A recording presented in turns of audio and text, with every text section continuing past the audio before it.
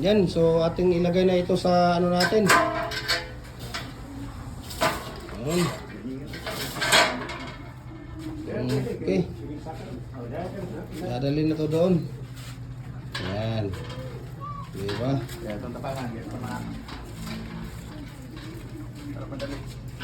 pang dalawa doon. Ayan. So ito po ang fix natin, no. Ayan, makikita niyo. Fix po siya, no, 4 holes. Ibig sabihin 4 na butas. Ayan, no. 4 na butas po siya. So hindi siya matatanggal. Adjustable din siya, no. Lifetime use na po ito dahil 3.5 to 4 mm po yung ginagamit natin dito na steel plate. Ayan, no. Napakaganda po siya, no, at madaling gamitin natin. 15 to 18 minutes, pwede na natin tanggalin yung ating molder. Ito ang kagandahan ng fix. Dito naman, ito namang detachable natin. Okay rin ang detachable. Napakaganda talaga detachable kasi pwede mong babaklasin sa isa-isa. Pwede mo rin siyang tawag dito, pwede mo rin siyang tanggalin, no, isa-isa, i-dismantle, i-install, pwede mong ilagay sa maliit na espasyo, sa isang tabi, maliit lang siya. Pwede mong ilagay doon. Ito yung detachable, no? Pwede rin siyang pagbunot mo 4 kaagad, pwede rin siya. Ayan, nandito si Kuya Luigi. Galing daw nag-snack ito. So, good morning Kuya Luigi. Ayan, so ito ang kagandahan ng ating detachable at saka fix. Parehas po yan sila adjustable, no? Lifetime na gamit nyo na po yan. Dual po ito at heavy duty, no? Heavy duty po siya dahil po ay napaka standard lahat ang mga ginagamit natin dito na steel plate, no? Lifetime use na po ito. Ang kalaban lang dito kalawang, so pagkatapos gamitin, kung ilalagay sa tabi, kung ilalagay kung saan, lalagyan ng use oil, no? Use oil lang talaga ang ating maintenance dito sa ating mga molders na dual heavy duty molders natin ng Dragon Pro post at Pins Concrete post, no? Para sa karagdagang detalye dito, nagko-customize din tayo mula 4 inches hanggang 8 inches. 8 inches po, pwedeng 4.5 by 4.5, pwedeng 5 by 5, pwedeng 5.5 by 5.5, pwede ding tawag dito 6 by 6 or 6.5 by 6.5 or 7 by 7. Basta ang standard natin 4 by 4 by 8 feet po. Ayan si Kuya Mimer, no? Yan po talaga ang pinaka-standard natin dito, no? Andito na si Kuya Luigi. Ayan. So i-follow nyo yung ating Facebook page, no? Gem Hardware Kukulamber at Concrete Products.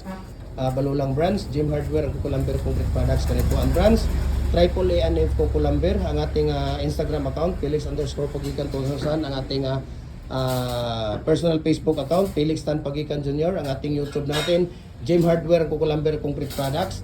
Or ang ating TikTok, Felix Tan Pagikan Jr. or at Gem Hardware Cagayan de Oro City. Para updated po kayo sa ating mga video, no? Sa ating mga mixing regarding dito sa mixing ratio tip natin, paano natin ginagawa, paano natin ang mga tips dito sa mga mixing natin sa lahat po, no? Price list, no? Message nyo ako para ma-share ko sa inyong prices sa shipping details. Wala po tayong tubo dito sa mga molder ko, mga idol, no? Hindi po tayo nagpapatubo dito. Sa halip, kayo pa po ay nakakapag-discount dahil nga mababa lang ang bigay ni Kuya Mimer sa atin dito, no? Dito lang po yan sa Cagayan de Oro, no? Walang iba ang gumagawa ng molder ng mga original dito, especially sa mga bricks, hollow blocks, decorative, RCBC type culvert natin, TP na manok, baluster, lahat po ng mga concrete products, no? We can customize them according to your needs, no? Mayroon lang kayong drawing details lahat at we can customize, okay? So ano pang inihintay ninyo, message nyo ako, share ko sa yung prices sa shipping details dito. Ayan, so ito nga, makikita niyo ito RCPC pipe natin, no? 24 inches, yan po ang outer natin.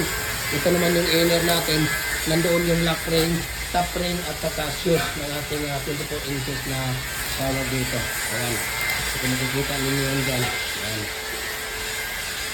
So hinihintay natin, no? At ito po ay ipapadala na natin ito. Ayan, so ipapadala na natin ito sa tawag dito.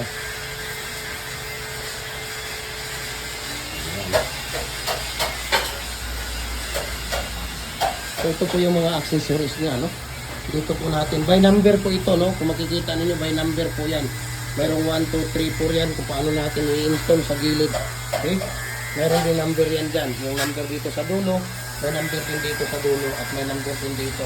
Makikita ninyo kung paano natin i-install yan. Okay? May number po yan. So hindi tayo ano dito, natatakot kung saan natin i-install ito. Ayan. So habang wala sila dyan, dito tayo sa Kuya Mimer, no? Dito si Kuya Mimir, gumagawa ng palitan ng ating mga hollow block. Okay?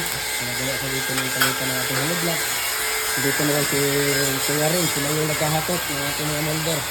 No, at ako mismo ang kukuha dito. Nandito naman si Kuya Luigi. Yan, si Kuya Luigi ay nandito.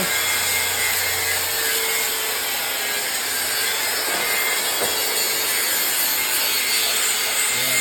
Ito lang ginagawa ni Kuya Luigi dito. Palitan ng hollow block ang ginagawa niya dito. So, balik tayo doon. Dahil malapit na silang darating. At ito pala, meron mga repair dito, double at saka number 5. Ayan. Meron din dito nga tawag dito, ayan, double na commercial, mayroong 6 na standard, 4 na standard, at lahat na commercial. So, busy sila dito sa fabrication, no? Busy sila dito. Mayroong single dito. Ayan, gagawin pa lang. Single. So, dito sila. Dito sila lahat. Ayan.